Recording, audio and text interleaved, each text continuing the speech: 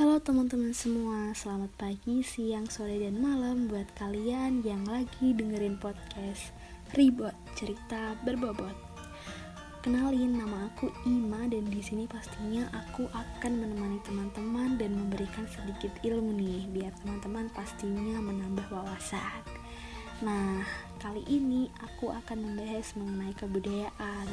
Pastinya teman-teman sebagai generasi milenial kurang teredukasi kan dengan hal ini.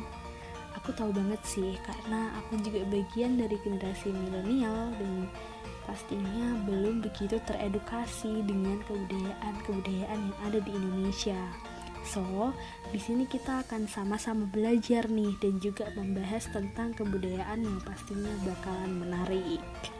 Di episode kali ini, kebudayaan yang akan aku bahas adalah tentang kesenian. Kebetulan aku itu adalah orang yang suka banget nonton pertunjukan teater dan juga kesenian-kesenian lainnya. Nah, beberapa waktu lalu aku berkesempatan buat nonton sebuah pertunjukan wayang orang yang ada di Taman Sriwedari. Teman-teman tahu nggak sih Taman Sriwedari itu ada di mana?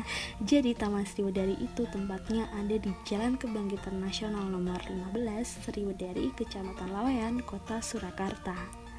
Nah di sana itu sebenarnya ada taman kebudayaan gitu teman-teman. Tapi karena pandemi, taman kebudayaan tersebut ditutup untuk sementara waktu.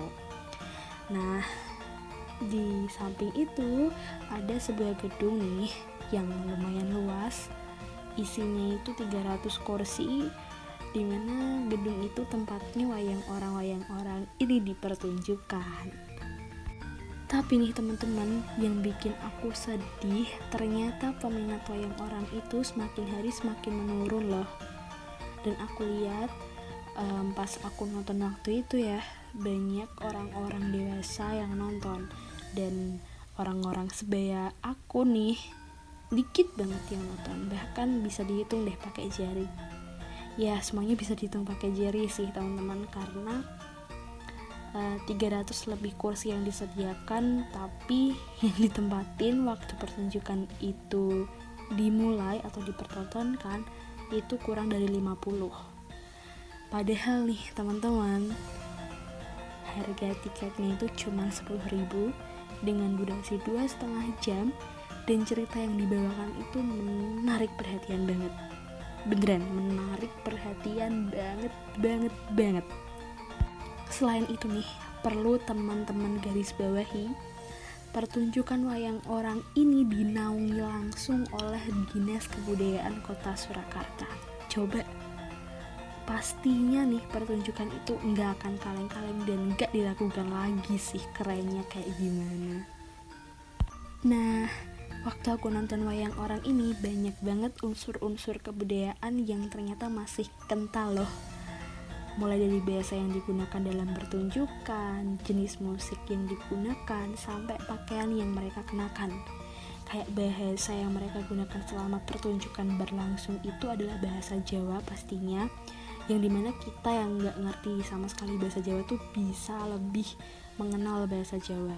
Tenang aja teman-teman, ada translator yang bisa bikin kita orang Jawa yang gak begitu ngerti bahasa Jawa dan orang-orang dari luar Jawa pastinya ngerti sama alur cerita yang lagi dibawakan. Nah selain itu ada juga jenis musik nih, pastinya musik gamelan dong, dan gamelan Jawa yang menurut aku terkesan keren aja gitu. Aku lebih terkesan karena orang-orang hebat itu bisa ya main gamelan.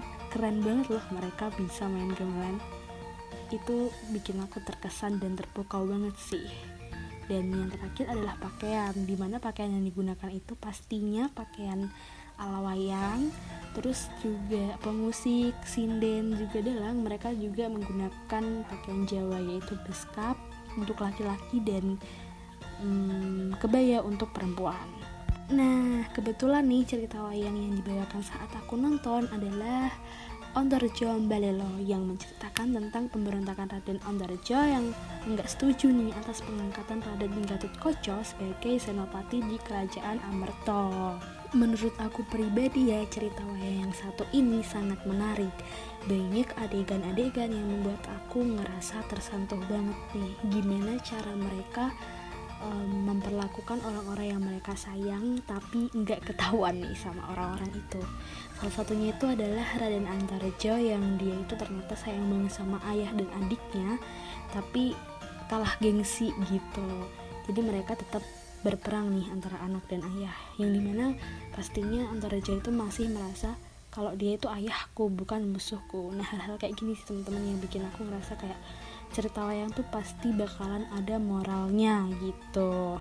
Nah, ada juga nih unggah-ungguh yang ternyata diperlihatkan nih di pertunjukan wayang orang yang aku tonton. Kayak kalau misalkan kita sama orang tua itu harus pakai bahasa Jawa yang kromo, sama teman sebaya bisa pakai bahasa Jawa sehari-hari. Nah, itu sih menurut aku yang sampai sekarang harusnya masih dipertahankan sama kita nih sebagai generasi penerus bangsa.